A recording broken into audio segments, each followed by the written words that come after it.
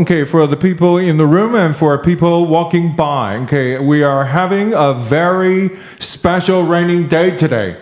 Part of the campus is actually flooded. So remember, when you walk by, there's a special route they're creating.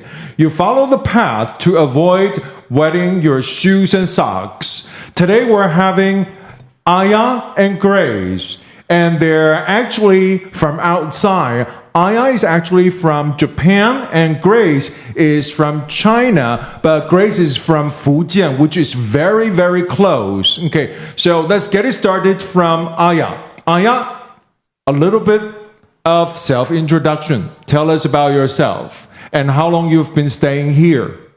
Okay. Hi, hello. Aya, get near and speak into the microphone. Okay, hi, I'm Aya. I'm from Japan. I'm from Kokugakuin University that is located in Shibuya district in Tokyo.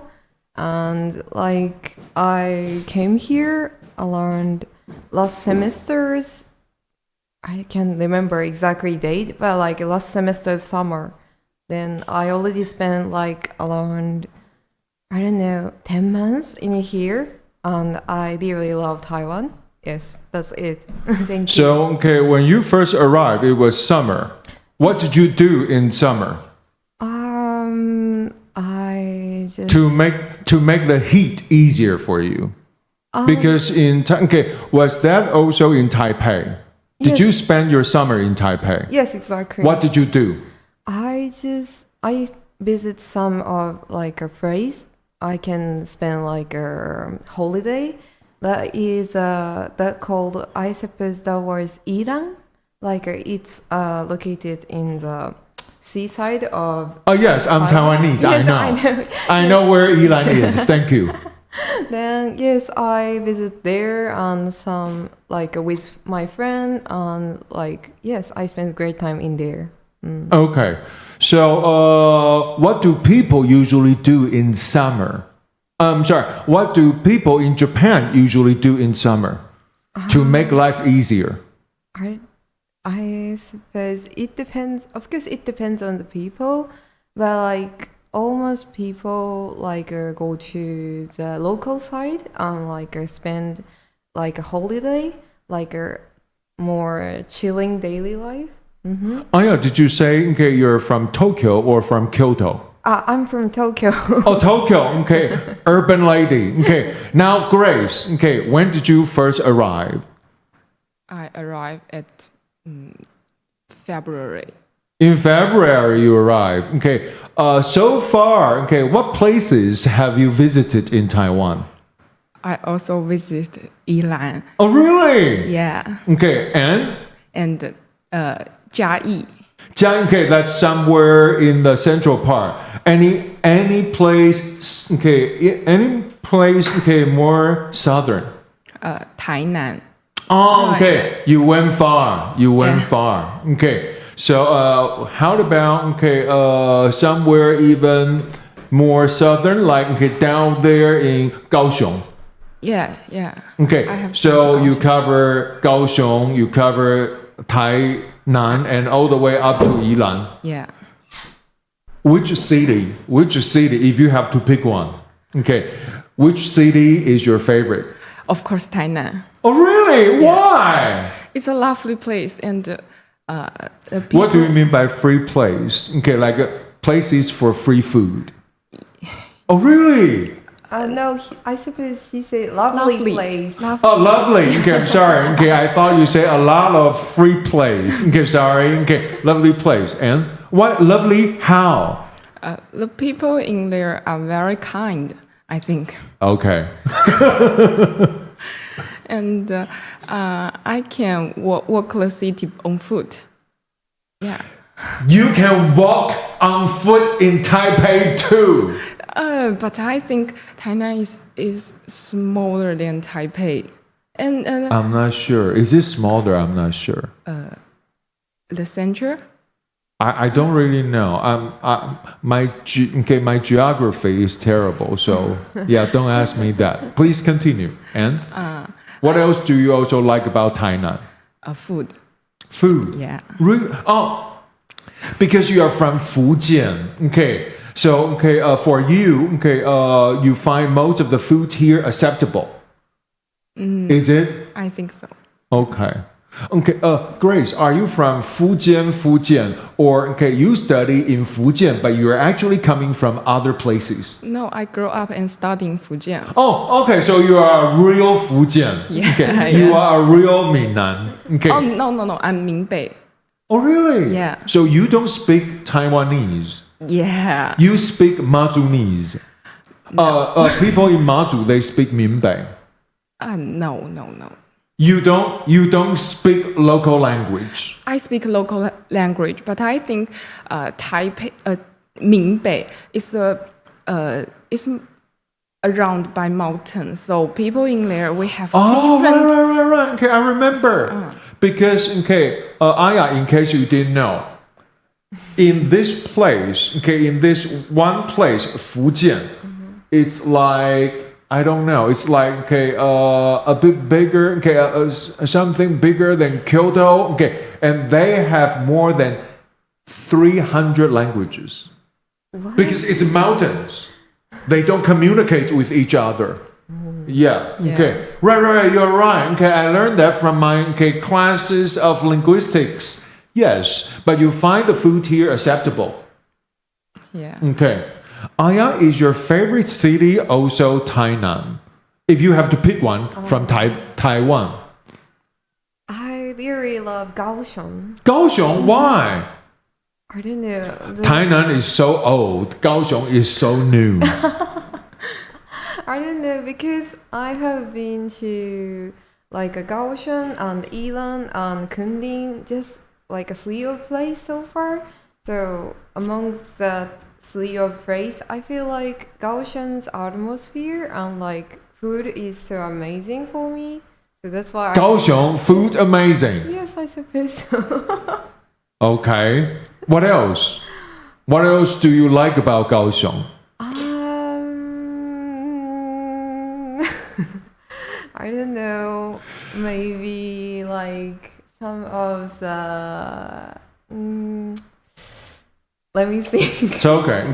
Grace, when you pay your visit to Kaohsiung, have you noticed that Kaohsiung is so new? Like they have very complete urban planning. So, every block is exactly to a line.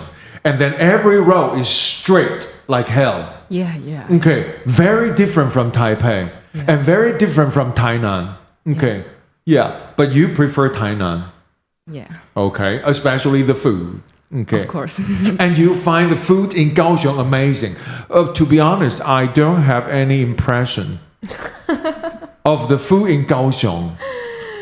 Because when I visit there, I visit my friend's house, and like my friend's mom made me some of dishes in there. So that's why my impression of Kaohsiung is like our food is amazing and the atmosphere also super great. Yes.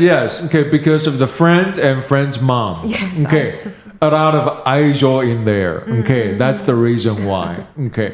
So, what about you two ladies? Do you feel your life is somehow different, not physically, but from the inside, because you are right now studying in a place so far away from hometown? So, what do you actually feel about that? Like you feel free, or feel lonely, or you feel what kind of emotion do you usually feel? Grace. Okay, most of the time I feel lonely. Really? Why? Yeah. You don't socialize with people? Yeah, I don't very good at the social stuff. Okay. Grace, too bad. You'll be going home in weeks. But let's say from now on, hey, look, you do know that you do have a homework assignment. People are waiting to shoot you. Yeah. And they want you to do that first. Yeah, they're waiting. But feel free to pop in and feel free to pop out. Oh, okay. 在外面拍吧. Oh, they're actually here. Yeah, come in and get through and to the other side. Back to Grace. Grace, okay, there are still a few more weeks ahead, something around 1 month. Okay, Grace, from now on, you're invited to the English department because we're always around. Whatever you need, you come find us. Whatever you don't need, you come find us. Okay. And then Aya, okay, I know that you're also going back this semester. Okay. But before that, let's get back to the question. What kind of emotion do you usually feel here? Just enjoying and like, yes, almost time is so fun and like for me, it's so memorable daily life, I suppose. Do you make a lot of friends? Yes. Oh, that's the reason why. Grace, see, socializing is very important. Yeah. Okay. I suppose because I already spent so long time compared with you, so that's why I already have some friend in here. But like you came here when was that? About 2 months. Yes. So that's why. Okay. So when you first got here, okay, without any friends around, okay, you felt the same. Yes, exactly. That was so horrible. Like when I came here, like in the first time, I was so nervous. Like, Oh, really? Yes, because But people here are very relaxed. I know. We don't judge. And we don't care about other people. But at that time, I was just nervous to speak like Chinese or like the other language because that time I haven't get used to speak that kind of languages. Did you ever try to find the Japanese department for help? Yes, I like at the first month, like I tried to find some people who can speak Japanese. Yes, and, like, yes. Chinese. Japanese Like department. in there, yes. Then like I found some of like my friend and like they always helped to me so far. Oh, okay, that's good. That's good. Okay, Grace, see, you don't even have the language barrier. Okay, but anyway, okay, please remember the door of the English department is always open for you. Okay. Like before class or after class, you need a place to crush. Okay, you can always come find me. Okay, it's 7th floor on the Seoul building, on the building R. Okay, just so you know. Okay. Now, okay, Aya, what are you planning to do before you get back to Japan? I have some friends to visit like in here, like some place with my Even more places. Yes. Okay, what place do you have in mind? So right now I really want to visit like some small island in Taiwan. Oh, the offshore islands. Yes. I haven't visited any. Oh, dearie. I spent most of my time in Taipei. And then after I study in Europe, and then I met some European grandmoms and granddads. They told me there are good places in Taiwan that I should visit. So after I got back from Europe, okay, I start visiting places. Okay, and then so I paid my first visit to Hualien after I got back from Holland, and I was amazed. I didn't know. So I was like a nerd, usually cooped up in Taipei. Okay, so offshore islands, including or anywhere else. I haven't decided yet. Like where are we going exactly? So just offshore island. Oh, so it's you and your friends are planning. Yes. Okay, good. Okay, it's just friend, or you have a Taiwanese boyfriend, and then Oh yes, I think that's So what do you plan to do when it's time to say goodbye, or you don't want to say goodbye? You just stay in contact. No, she's just my friend. Okay, Yes, okay.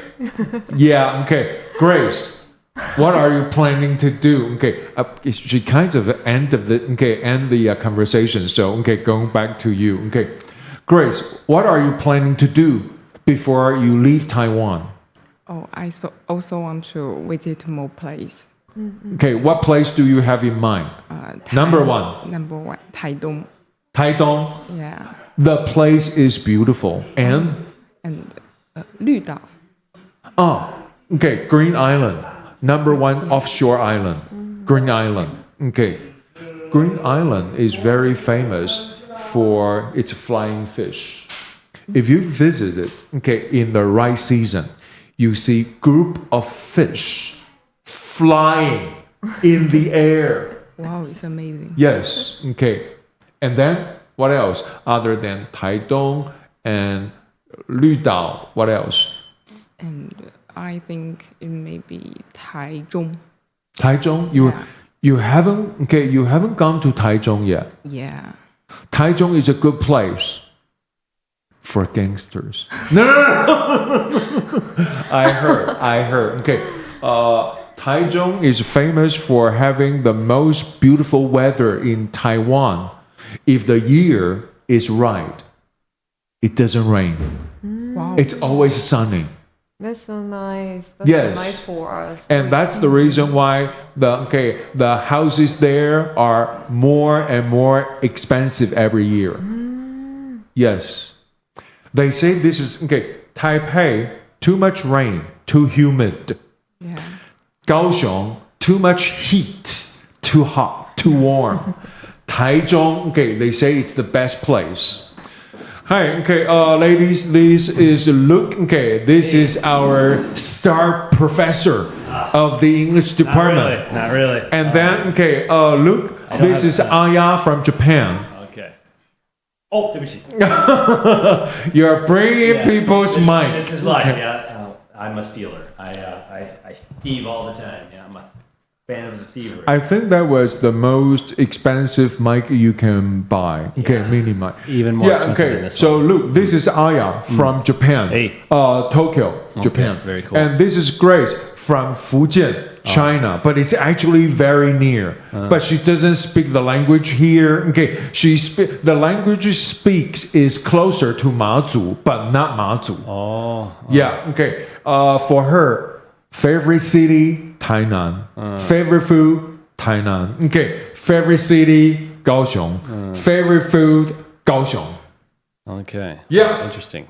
Yeah, and we were just chit-chatting, what they're planning to do before they leave Taiwan. 或者陈老师，我们可以把声音稍微就是降低一点吗？你们不觉得现在耳机有点大声吗？ I'm not having it on. I'm sorry. Good choice. Yeah. Sorry. Good. 太棒了吧。 Okay. 因为声音 because when you put on the headphones, it makes you feel like you're a real podcaster.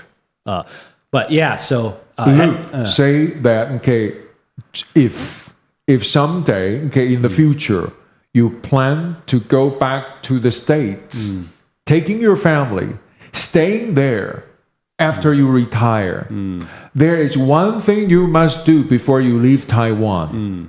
What would you do? Oh, well, that might happen faster than retire. That might be, a couple of years in the making. I don't know. I don't know if I'm going to be here when I'm 40. Maybe 40, but 45. I don't know. So the last thing I would like to do is, I really like the outlying islands. The Lidao, yeah. The same. Really? They also Yeah. They for Grace, definitely visiting Lüdao. And then for Aya, haven't decided yet, but definitely offshore islands. And for me, never visited any. Really? Never. Sometimes I feel like the Taiwanese culture is best represented in the islands, the outlying islands. You mean by the Aboriginal? Well, you have by the Aborigines. Let's say this, like if you go to Jingmen, they have less pressure to maybe try to modernize. So you get to really see what life was like. The old red brick houses. Yeah. Yeah. Kind of see like back when Taiwan had its Sanhe and Sihe Yuan and things like that. Yep. So they haven't torn that stuff down as much, right? And then also too, it's, their lifestyles are a little bit slower. Yeah, it's not as job oriented. True. Like, no one goes to an outlying island in order to advance their career. Yeah, so I'm a big fan. I've actually always wanted to live. But have you visited any? Oh, for sure. Yeah. Oh, really? Okay. So my okay, let's just do a list of all the islands. So 小琉球, yeah. 小琉球. Okay. 绿岛, Green Island, yeah. I actually haven't been to Lanyu yet, but I really want to go. Penghu. Okay. Yeah, Penghu is really cool. And then Jingmen. Yeah. But I don't think Penghu counts for offshore island. Really? It's too big. Yeah, it is. It's too big. I almost think that Penghu is like its own country. Yeah. Yeah. Okay. Yeah, I think... So which one is famous for international surfing contest? Is that Penghu? yeah, I think they have quite a bit of that. Okay. Yeah. Or like the... what's it? Not the sail. I can't remember what that's called. Like this... It's not sail. Yeah, I know. It's kind of It's kind of surfing, but on top of the surfing board, you have a very small sail. I think that Penghu's kind. big for that, yeah. So, Yeah. I can't remember if I've been... I feel like I've been to another one, but I'm not mentioning it, yeah. But... So what did you do in Penghu? So Penghu was with an ex-girlfriend. So yeah, I think like, most of my days in the outlying islands, only Xiaoliuqiu have I been with my wife. Okay. Yeah, so I have to be very careful when outlying islands comes Yes. up. It's I think I went to like Penghu and Lüdao were both with the ex. Yeah, so. Yeah, maybe we don't want to elaborate on that. And Jingmen was with my sister because my wife had to stay back for something. Yeah. So. Okay. Yeah. So what do you suggest two ladies To do. Yeah. Before you go. Okay. On any offshore islands they landed. Okay, so I don't know if this is going to be your experience or not, but my experience was leaving Taiwan. I was here for like a year and a half, and then I went back, and that ended up being a little over a year in order to finish up my bachelor's program. And my biggest issue is I would not have any plans in your last week or two because I had so many Taiwanese wanting to take me out to dinner and stuff like that. All right. And that was a big problem for me because it's like I can't pack, guys. I have classes at Shising, and everyone's like trying to get me to go out for a meal, True. which is really, really nice. But it's like it's very difficult to pack up all your stuff, and I have especially a hard time because I don't like throwing things away. I get sentimentally attached. Yeah. So my advice is if you're gonna, how much longer do you have? How many more days? Around 1 month. 1 month. Yeah. Me too, 1 month. Yeah. So I'll try to do a plan within the next week or two. Yeah. Because I don't know. But your case is different. Like, did you know it already that you like this place so much? So after you go back to the States, you're definitely coming back. So for you, no hurry. That was actually always the plan. Was really? to Okay. get my bachelor's and then to start applying for Shida. So basically, I knew that I wanted to go to National Taiwan Normal University to study translation. But when I came back, I still had to get my Chinese up to that level. It wasn't so. It took. I was here for a year and a half, left, and then lost all my Chinese. So two ladies. In case you didn't know, Luke first arrived here as an exchange student, but then he was so much in love with this place. So he went back to the States and then finished college and then coming back here, starting everything from ground zero and then stay. Yeah, so be careful. I mean, it's a little different, like especially with because you're from Fujian. Yeah, there's some politics that might make that difficult. But and I'm also American, so it's a little. My experiences are going to be different than you two. Because do people think that you're Taiwanese? Do people ever think that you're Taiwanese? Do sometimes people... I think Jimmy just did. Oh, really? Okay. Because, like, if your Chinese gets very good in 2 or 3 years, people might think that you're Taiwanese. Because you look more Taiwanese than I do. Yeah, because we're all Asian. Yeah. I mean, there's Japanese people. I've noticed Japanese, your Chinese gets better than us white people. Because yes. I don't think people go up and talk to you in English. Yeah. Does that ever happen? For us, to learn to master Chinese, it's more easier than you guys. Yeah. Because we are also using Chinese character. So That's true. yes. We share the writing system. I still think, though, a big thing is practice. So, like, Japanese and Koreans, they get so many opportunities to practice Chinese very naturally. So, I mean, maybe you have a little more pressure if you're Japanese or Korean or you look more Taiwanese. But like people just talk to me in English randomly all the time. I go to a convenience store and people will talk to me in English, or if I make like a little mistake, they might talk to me in English. It's, But what do you mean more pressure for Asian from other places? Okay, I'll give you an example. I have a friend who's ABC, so American-born Chinese. Yeah. The character for hazelnut is Zhenguo. Yeah? Yes. But it looks very similar to bang, like the bang in Bang Show or the bang in, And so he went and ordered, he's like, he went to like a Starbucks or something like that. 我要一杯棒果拿铁什么的. And the guy's like, 棒果. If I went up there, like, 外国人应该中文有点不行. Zhenguo. But he got looked at like, are you an He idiot? got like, are laughed you? at. Yeah, I mean, just People look at him weird. there's just less patience for it, okay. Right. So where people are like, bang bang, yay, look, it's like, so people might get I a little excited, right? So people are still patting me on the back for speaking Chinese, but Okay. I don't know if you ever get anyone complimenting you for your Chinese. Probably not. You never know. I mean, like, white people can get complimented for things like, 谢谢你. Wow, 你中文好流利. It's like, come on, man. Yeah. Right. Yeah. Sometimes I also get that kind of compliment from my friend, like, 你的中文很厉害哦. But like, that time my Chinese is so horrible actually. But like, they're trying to nice to me, so I get it, like, I can acceptable that kind of situation because I'm also a white girl.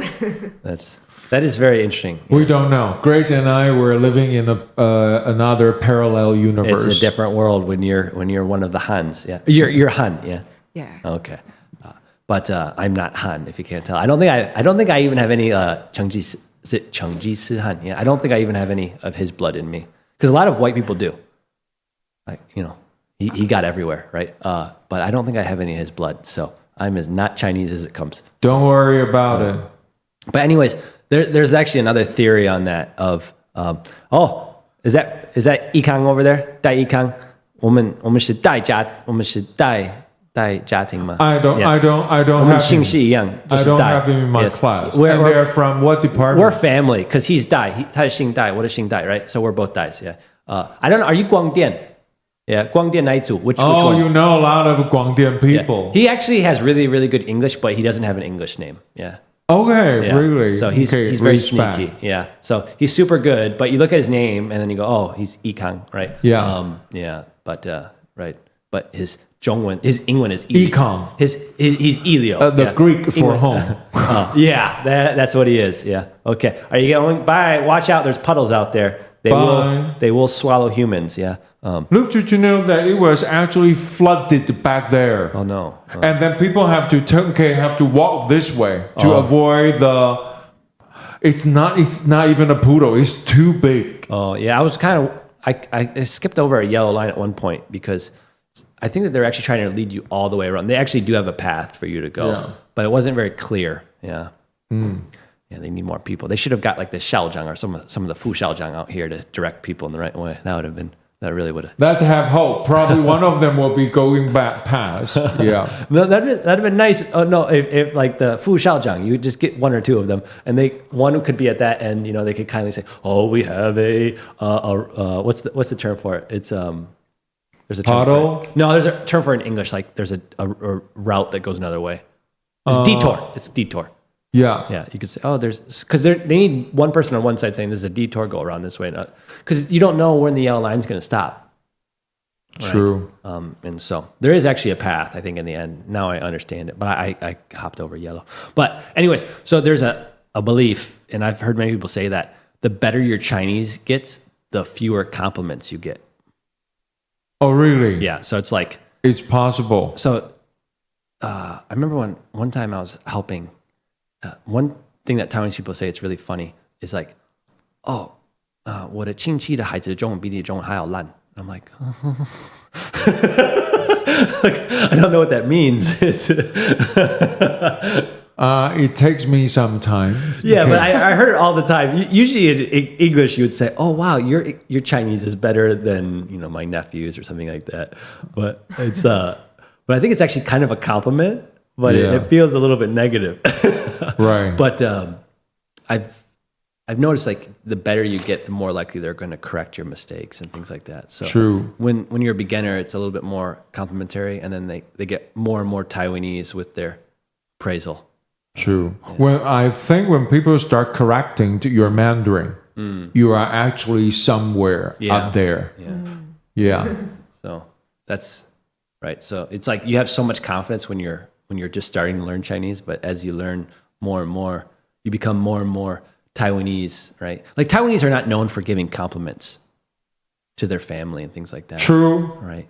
True. We don't do that. I mean, so for example, I was on a soccer team where the coach would always bring his wife.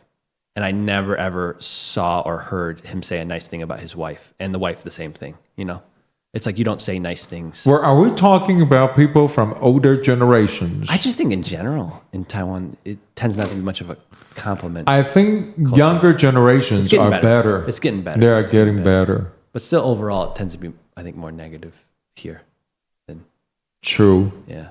I mean, like my wife just like, she has a real hard time saying something nice. It's just like, And now you're just complaining. Again, you're sucking every one of us into your complaint vortex. bringing you into the darkness. Yeah. Yeah. But But we do need that. we need some darkness in our Yeah, lives. and we have the perfect weather for that. Yeah, this is pretty Yeah. dark weather. Yeah. Yeah. You don't think that in Fujian, do you think that people tend to be pretty negative? Or have you been to other countries? No. But your English is good enough to be on this podcast, so Yes.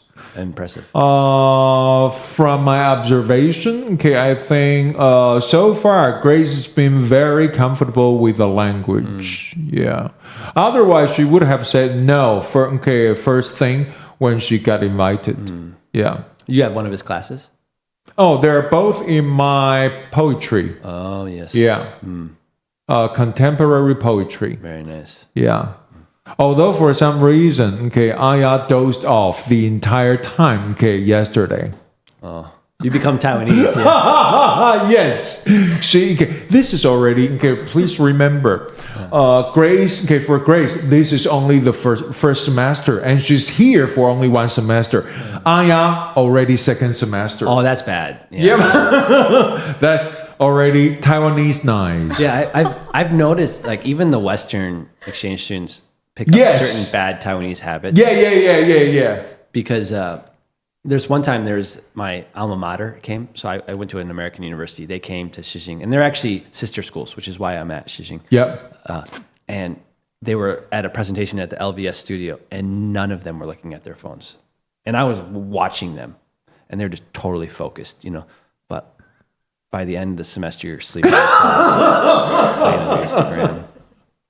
Yes. It's Exactly. it gets real bad. Yeah. Yeah. It's so basically like sometimes I like having foreign exchange students in class because if their test scores are almost always 100%, right? So if they don't get 100%, it means that I've done something wrong or I haven't given any clues or things like that, So Yes. Grace also scored very, very high. Oh, really? For my on her midterm. oh, Yes. nice. Yeah. It's a wild world out here, isn't it, in Taiwan? And she's always laser focused at lecture. There's a lot of talk about in China the quality of the students is better. Yeah. What Most of us think so. What do you think about that? If you don't mind. I think most of Chinese students they study hard because we have a system. It's called 高考. Yeah. Yeah, we have studied about 12 years and to get to the college. Yeah, and in China we have a large population, so we must work hard, and so we can go to the college and we can have a good job. Here we actually have more openings in college than population. Yeah. Is that officially happened? Yeah. Okay, for years. Oh, really? It's already for been... years. Oh, really? Yeah, Okay. and we they have only one entry, and then we have 3. Yeah. Okay, you can apply for a school you like, okay, and then you can get selected if you're type 5 of a countryside, a high school, okay, and then you can enter the exam. Yeah. So there's interview, top 5 in your school, is it? I don't really know, okay, the exact figure, but probably top 5 or top 10. Yeah. Yeah, it's I don't know if it was your generation or just slightly older. No, okay, my generation is like Grace's. Okay, there is only one way for you to get into a university. You sit for the exam, you pass it, and then you pass it high. Okay. Yeah. And in your generation, what percentage of students could go to college? 3.3. 3.3. Always 3.3. Only 3.3% of high school. Including state-run and private, only 3.3. Only 3.3%. Most people find their job after high school. Oh, wow. Your generation was 3.3? Yeah, 3.3. Really? Okay. I thought it used to be like 10%. No, 3.3. They always said it at 3.3. Yeah. That was always, what was the theory behind that?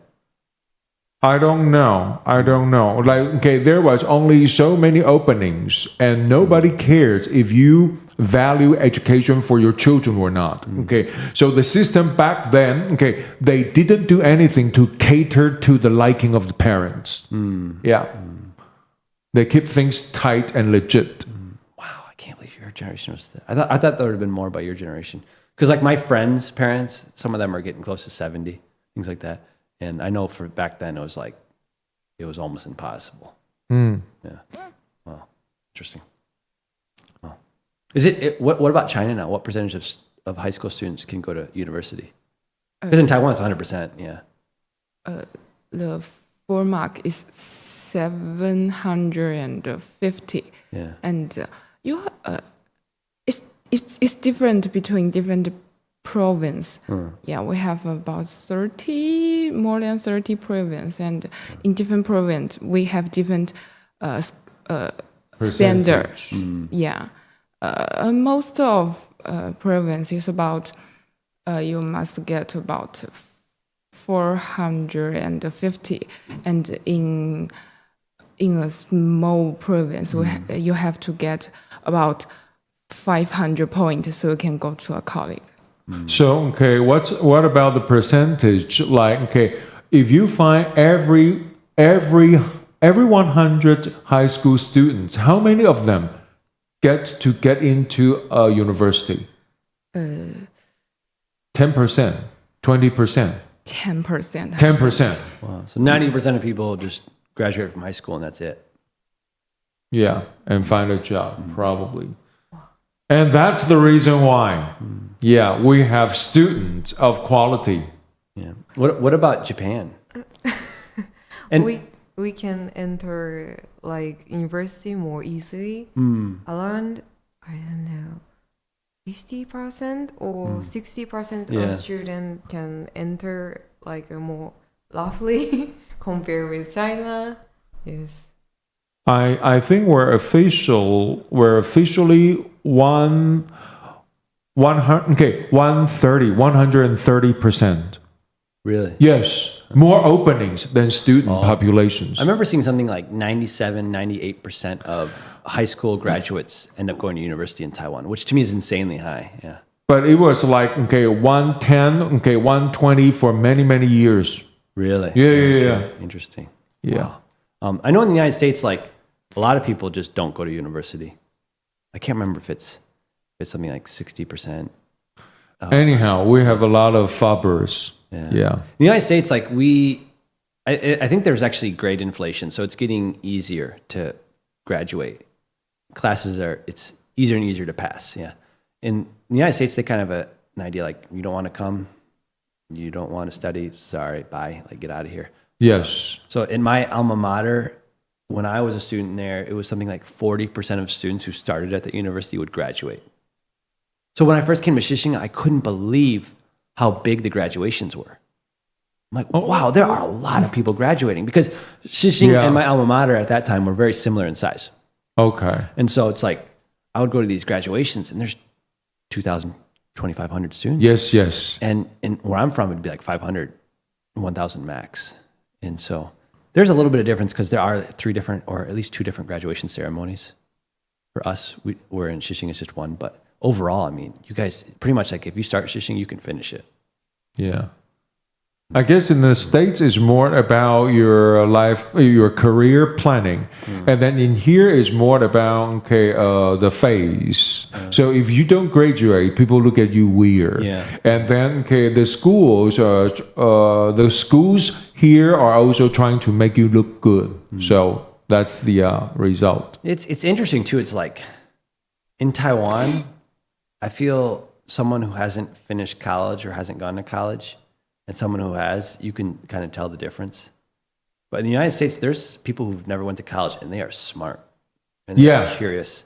And actually, if I could go through the whole process again, I might not go to college because when I was a student, it was necessary, I feel. And I got a lot smarter through college, but nowadays it's kind of like a safe space for people where a lot of people don't want to work these blue collar jobs where it's a little cold or a little hot. It's a little bit risky, but think of it this way, you are collecting your future material for your future novels.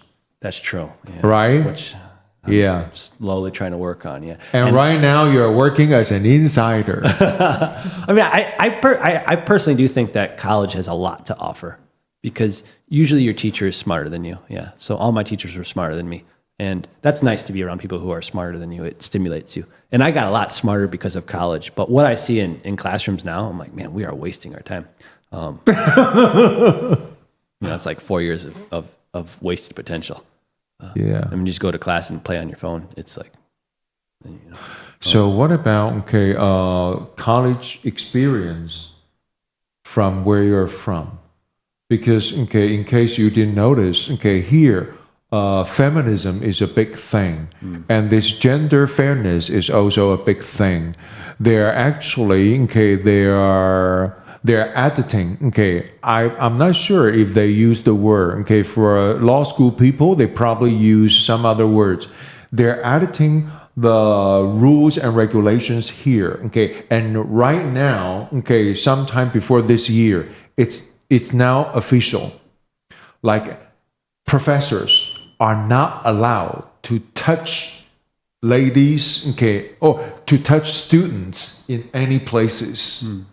Because every touch is suable.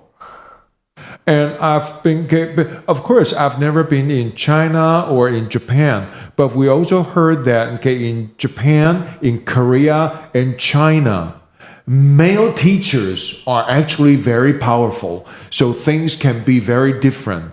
Have you experienced anything different back there? Or this is too controversial?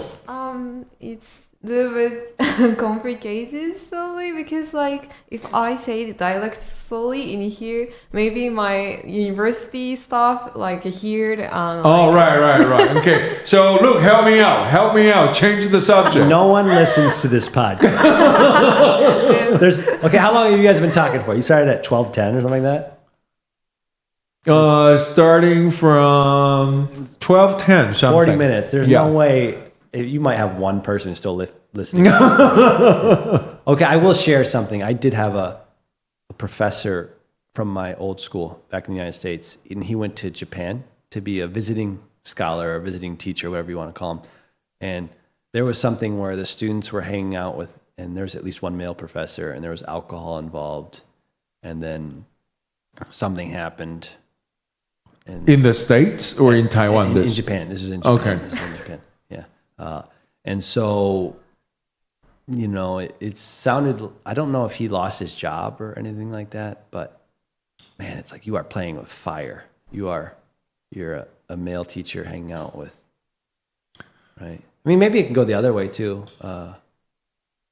But yeah, so that's what I heard about in Japan. And I couldn't believe that. I'm like, wow, you're drinking with teachers? That was kind of, I don't know.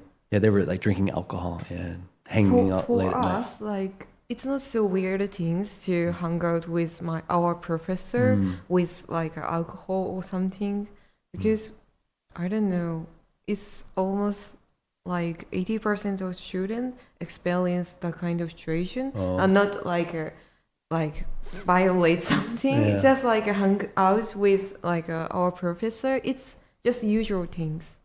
Like we often go out like on like with group, huge group, to like a restaurant or bar or something. Yes. That's a big thing in your company culture too, right? That after you get done with work, you keep on working. Yeah, and then you yeah. have to go hang out and hey Jay. But I mean that the thing is, it's like it's not that it's a bad social idea. It just seems like you are opening up possibilities. Yes. Same with Chinese department and history department here. Really? I'm not talking about Sishin. I'm talking about most of the state run. For them, it's the same. Yeah. Yeah. Part of their tradition to stick to, especially for male students. If you don't know how to socialize with your professor, if you don't know how to drink with your professors, you'll be in trouble. Really? Yeah. Interesting. And then, there are occasions when, female students are invited. You get invited, you go. Yeah. Some of my really close friends, female friends in Shanghai and Beijing, when they major in Chinese, same thing happened. Wow. Yeah. So it's not about where you are. It's about what you study. Some departments have their tradition. Yeah. Yeah, I almost feel like you guys are even closer to the teachers and the students are closer in Taiwan. I'm not sure it sounds like that for sure in Japan.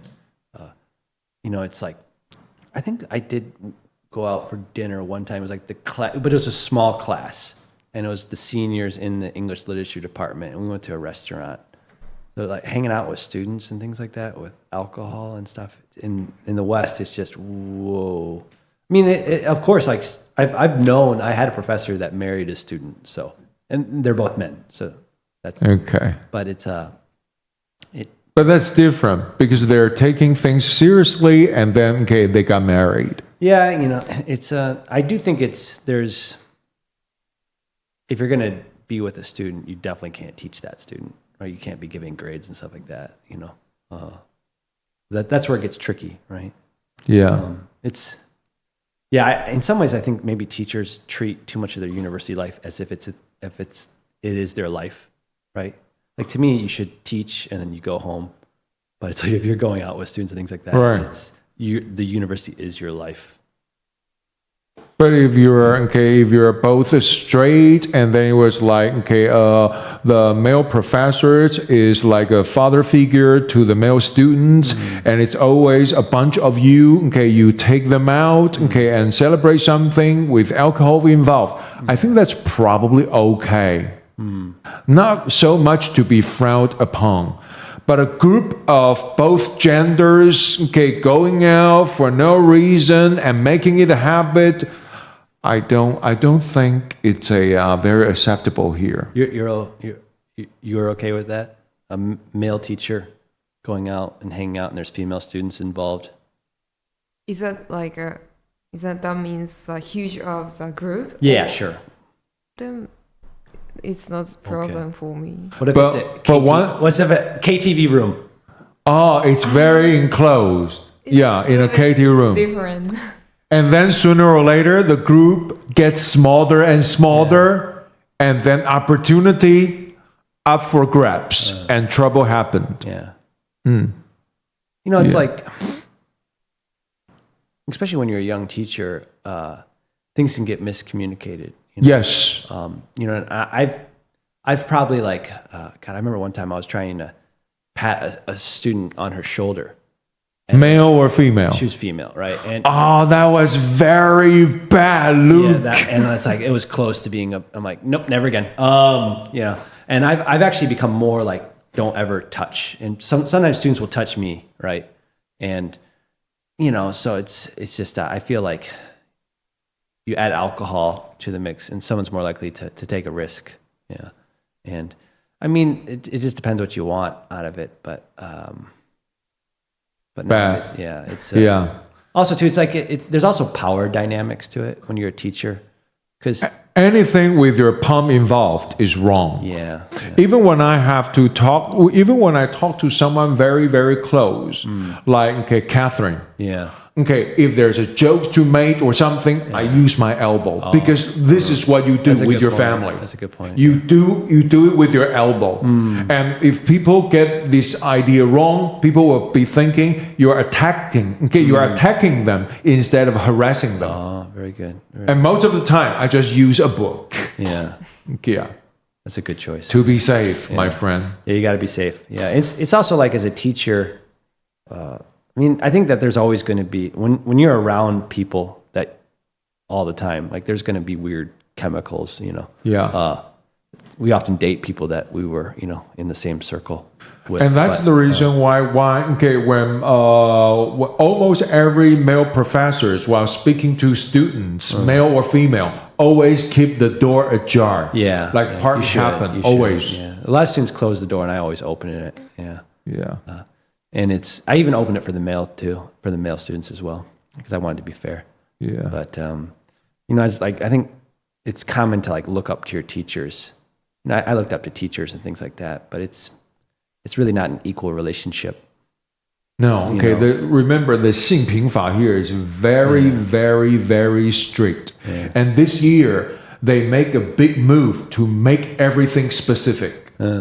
If your hand rests on any part of the body for how many seconds, suable. Yeah. Wow. Yeah. Yeah, I don't know. Sometimes, like, you actually do need to touch. And I don't even know this is healthy. I've heard that you need to touch or be touched 17 times a day. I don't do that. I don't want that. But think about, like, how much little kids, like, I have a kid who's almost 3, and he is always hugging me.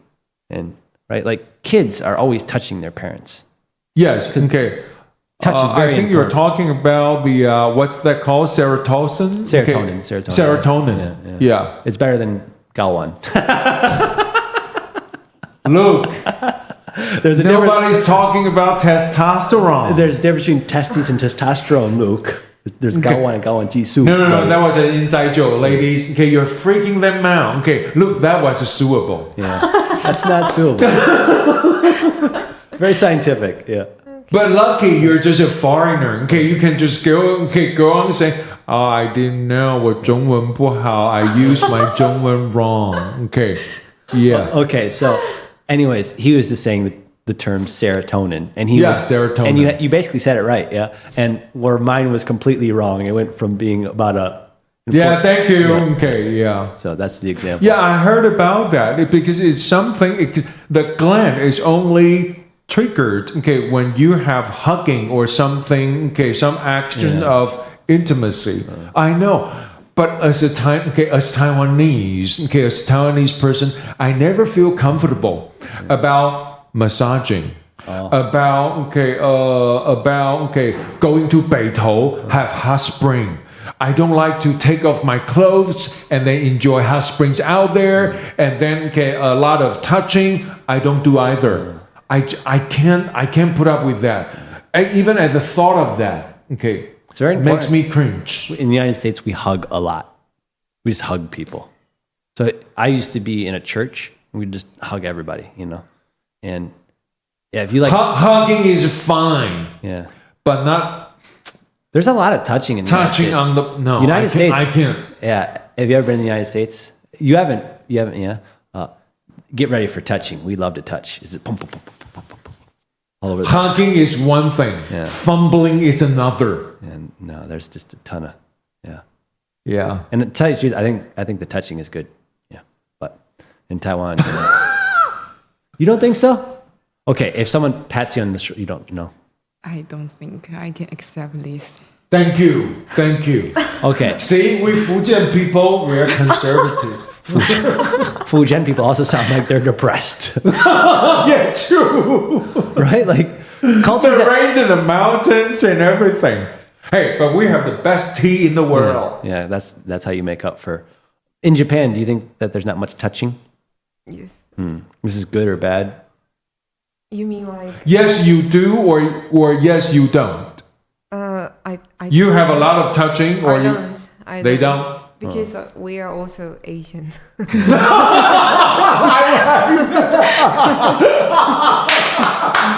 3, 2, 1, Luke. Yeah. Hey, I'm basically. Thank you, Aya. I'm basically. Touche. Yeah. I'm basically Taiwanese now. Because True. a lot men tend to be more touchy than women in Taiwan, in terms of they touch you more. And like I feel I don't give a good response when someone touches my elbow or something, and I kind of wish I wasn't like that. Because Yeah. I think it's a good thing. But you're right, okay, about you're almost Taiwanese. Okay, the teacher in our office says that all the time. Okay, that I asked Luke to do this, but okay, his response, okay, his response is so Taiwanese because he thinks about this and he overthinks that. Yeah, that's true. This is not a good thing.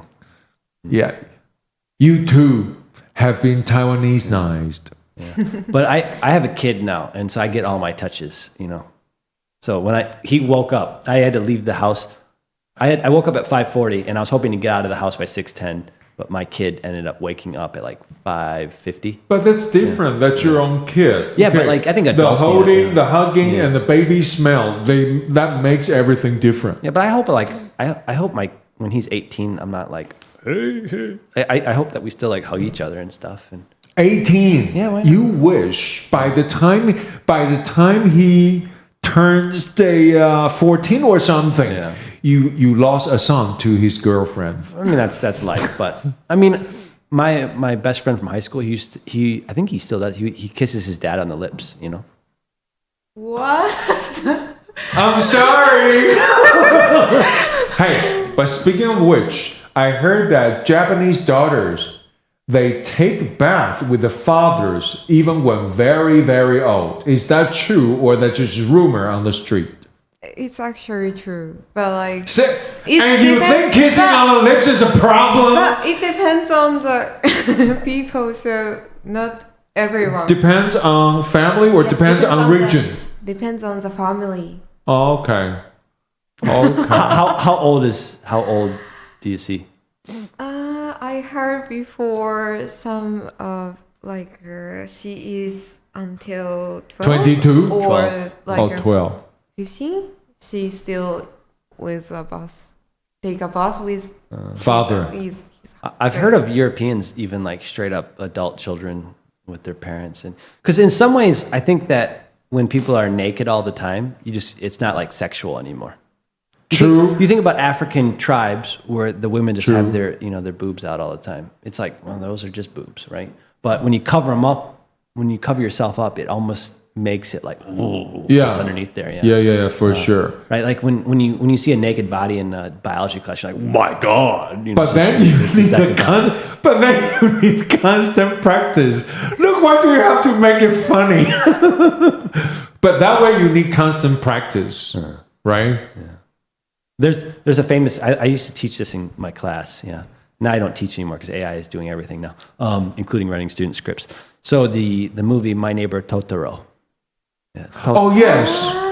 Yeah, there's the scene where the father is having a bath with his daughters. Yes. The United States tried to get rid of that scene.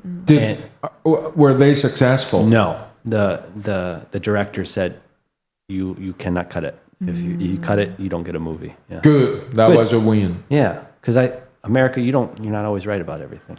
Yeah. True.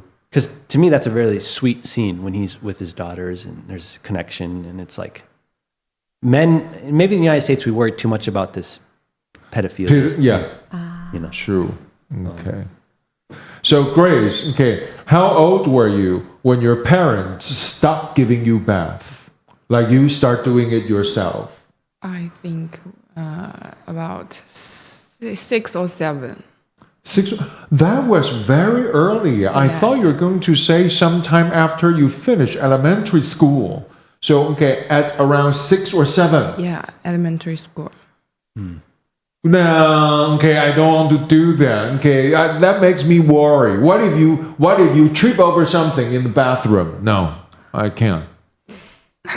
I can't. Luke, what do you think? What would be the proper age to stop giving your baby a bath? Yeah, when you can trust him or her to do a good job. Yeah, right. I mean, if it's a shower, it's a little different. If it's a bath, you should probably keep the door open because someone goes under. I would say sometime after elementary school. Even toilets are dangerous for little kids because they peek in and all of a sudden they can't get out.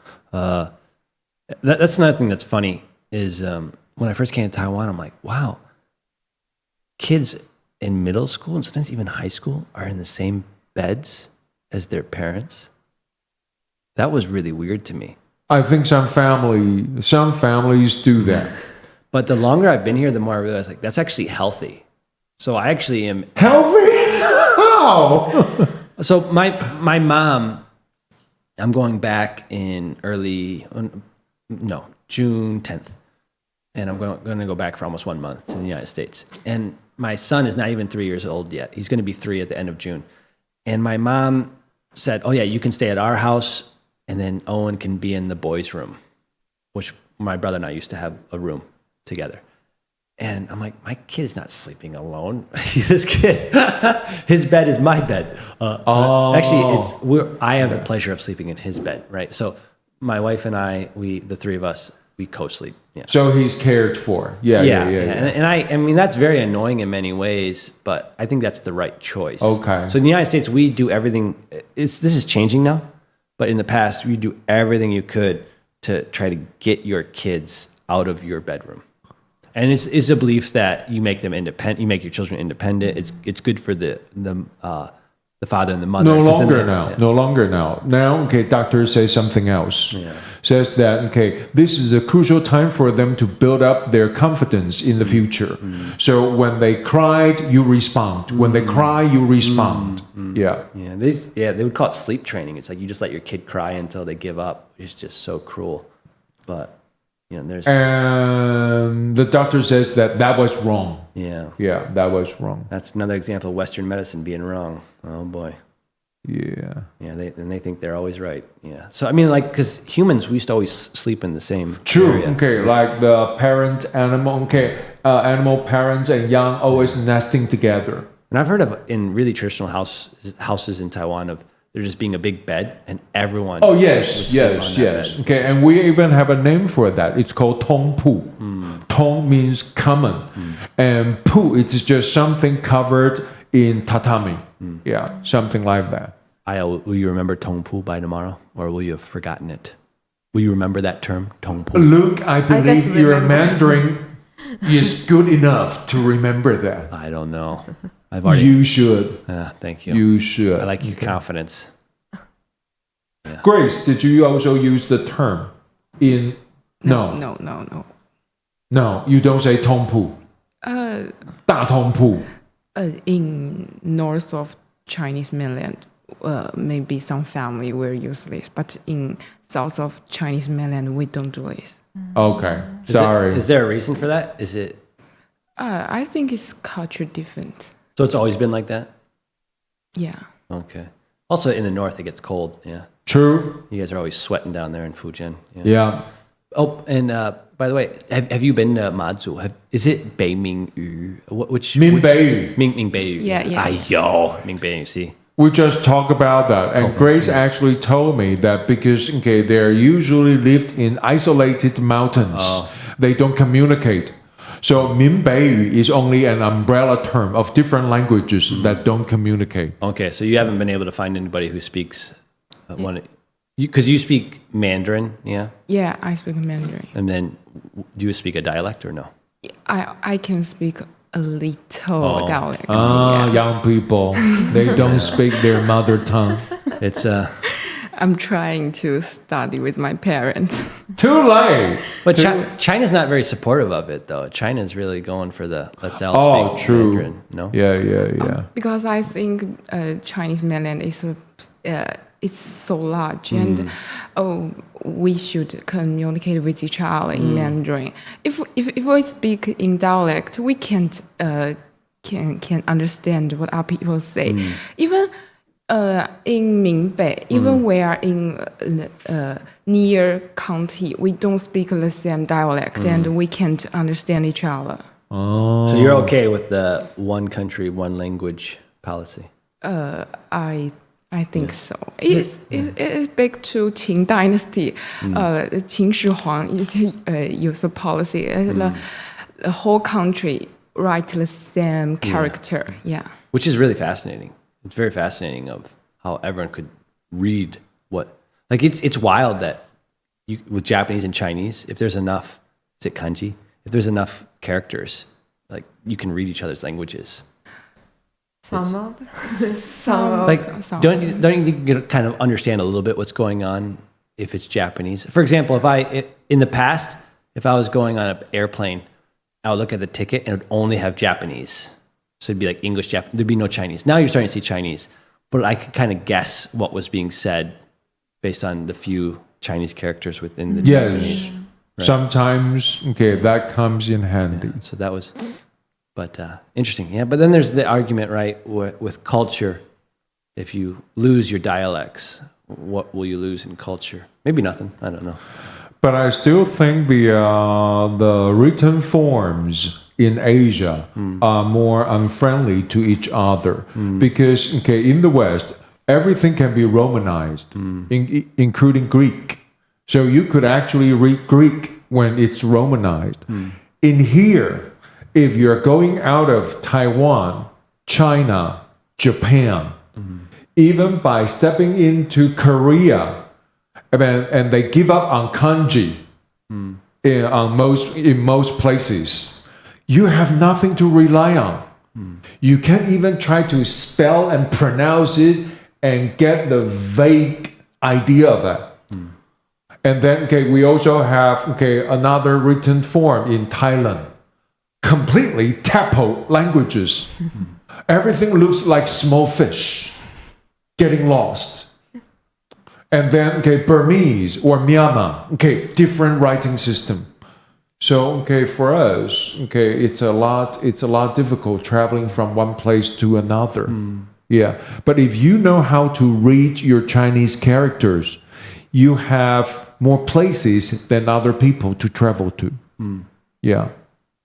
How's your traditional Chinese reading? Can you read traditional Chinese pretty well or not so well?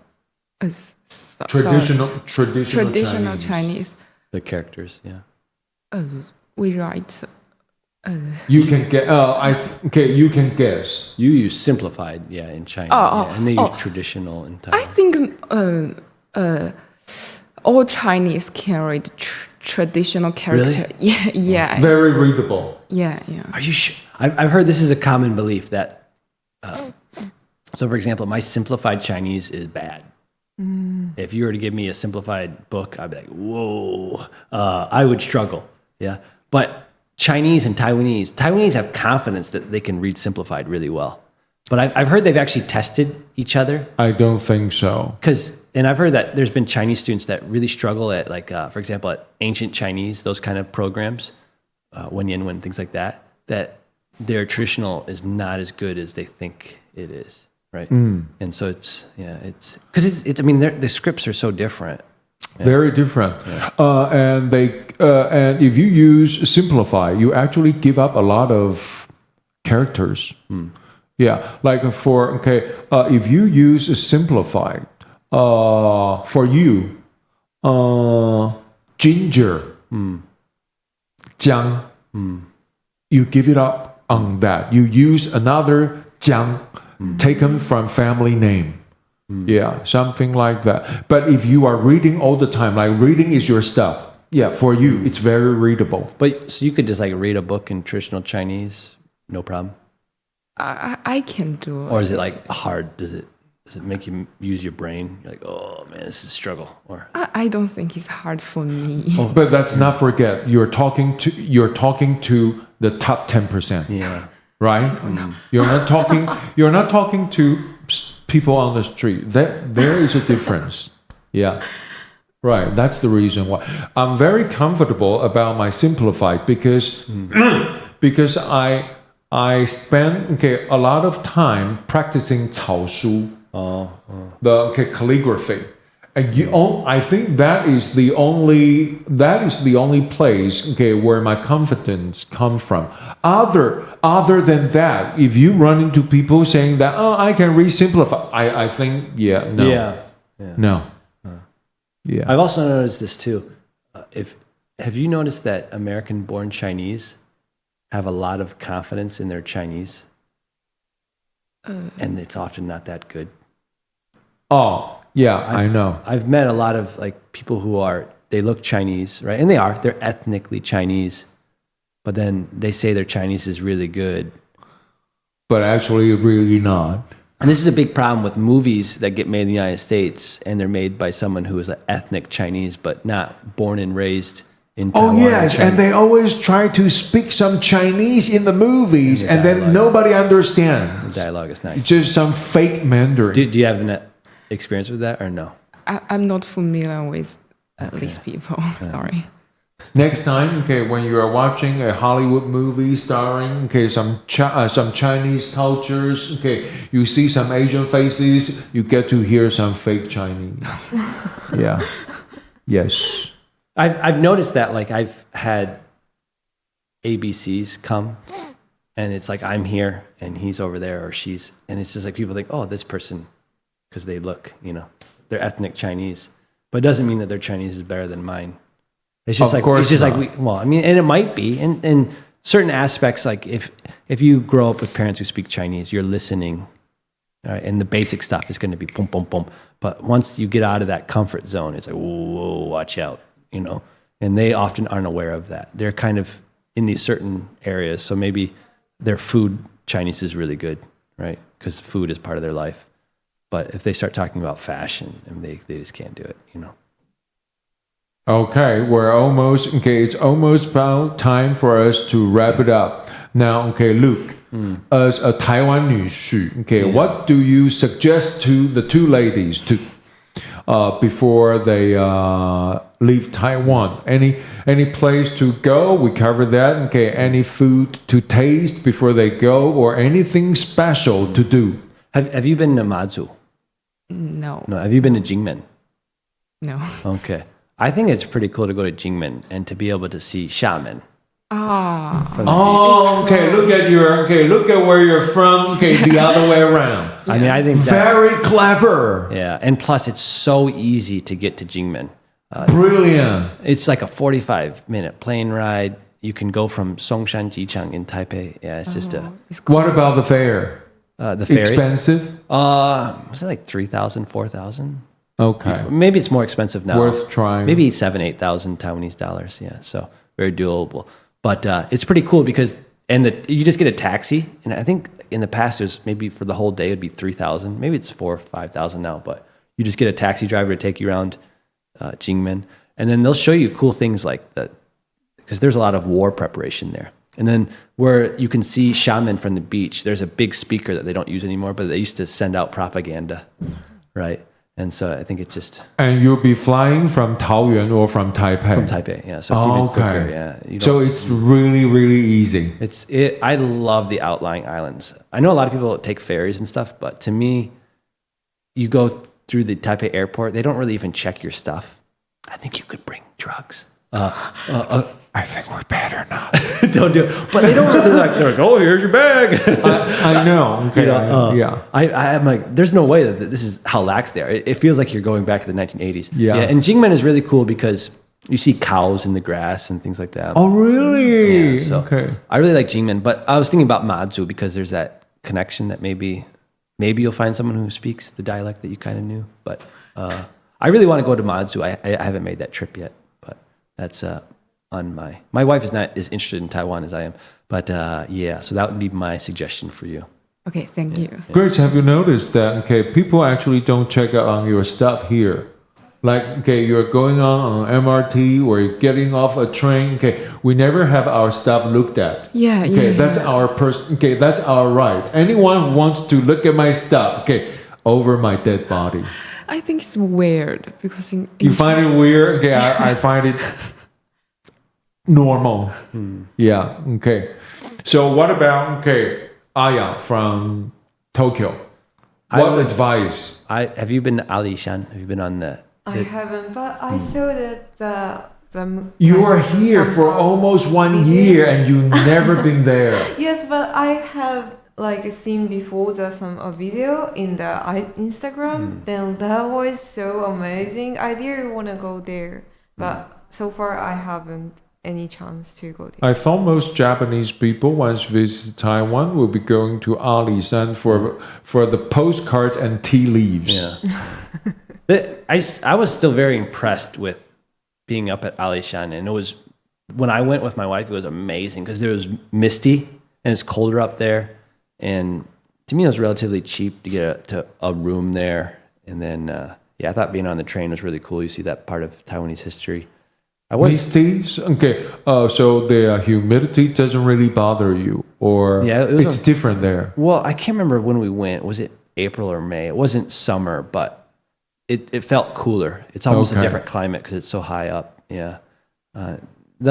Seeing the sea of clouds is cool. So if you're up high enough in the mountains, you can look down and there's that's what Taiwan is famous for, right? Your mountains are so high that you can actually see clouds down below. Oh, true.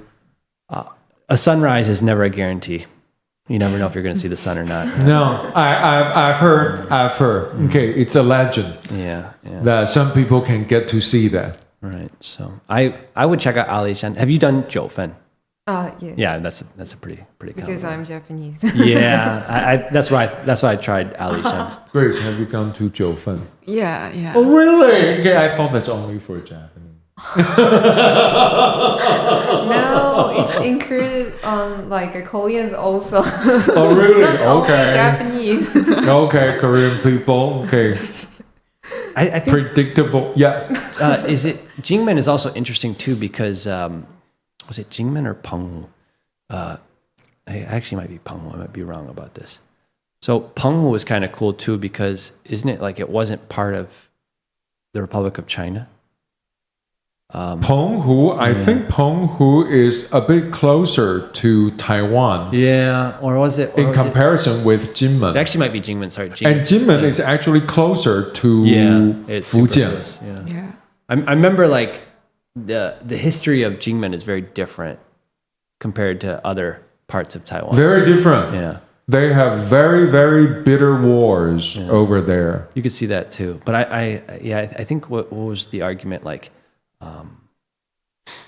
So when the Japanese took over Taiwan for that period, Jingmen wasn't part of that. Yeah, I can't remember if Penghu also wasn't part of it. Jinmen wasn't part of that. Yeah, You're right. And okay. Penghu was. Yeah. Penghu was. Okay. Penghu was. So it's like you kind of see a part that it's not really touched by the Japanese, and then Yeah.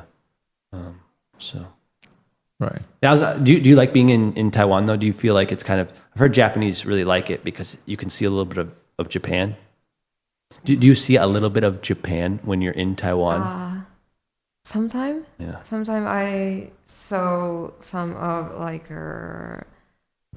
Japanese kind of atmosphere in here, because some of ancient building it's designed by Japanese architecture. Yes.